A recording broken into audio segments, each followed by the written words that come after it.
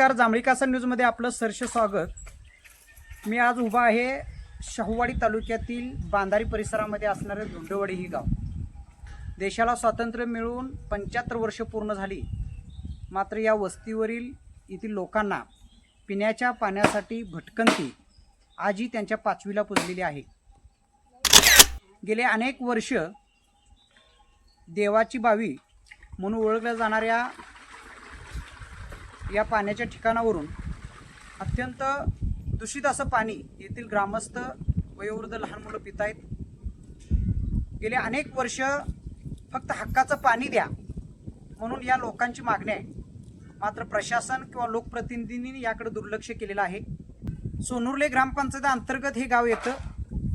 येथील पदाधिकाऱ्यांनीही येथील लोकांच्याकडे दुर्लक्ष केलेलं आहे. निवडणुका येतात त्याचवेळी पुढारे व पुढाऱ्यांचा लवाजमा या वस्तीवर येतो.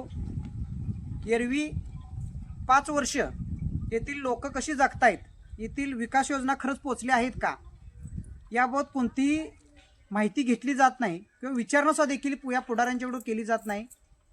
आपल्या नशिबालाच ही साडेस्थिती लागलेली आहे हेच मान्य करून येथील जी महिला असतील, ग्रामस्थ असतील, हे आपलं जीवन व्यतीत करत असतात. आज माननीय देशाचे पंतप्रधान नरेंद्र मोदी व महाराष्ट्र राज्याचे मुख्यमंत्री व महाराष्ट्र सरकार की हक्काचं व चांगलं पाणी अगदी प्रत्येकाच्या घरी किंवा प्रत्येकाच्या दारी मिळायला पाहिजे. नाही, हक्काचं चांगलं पाणी मिळण्यासाठी एक चांगल्या कोट्यवधी रुपयाच्या योजना देखील राबवत आहेत. मात्र या गावाची आपण जर परिस्थिती बघितली तर आज ही पाण्यासाठी भटकंती केली जाते. आमदार विनयरावजी कोरे सावकर हे मध्ये विकास कामांमध्ये अत्यंत अग्रेसर आहेत. विकास गंगा सर्वसामान्यांच्या घरापर्यंत पोहोचवण्यासाठी त्यांची धडपड नक्कीच कौतुकास्पद आहे.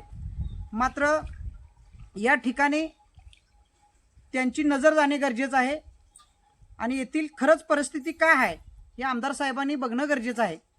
आणि येथील लोकांची जी समस्या आहे ती कायम मिटवावी अशी येथील अगदी लहानांसह वयोवृद्ध मंडळींची सुद्धा इच्छा आहे. गेले अनेक वर्ष रस्ता नव्हता, मात्र शासन रस्तासुद्धा आता या ठिकाणी आलेला आहे. फक्त हक्काचं पाणी आणि ते शुद्ध पाणी मिळावं एवढीच माफक अपेक्षा येथील ग्रामस्थ व्यक्त करतायत. जांभळी कासा न्यूजसाठी धोंडेवाडीहून मी राम करले.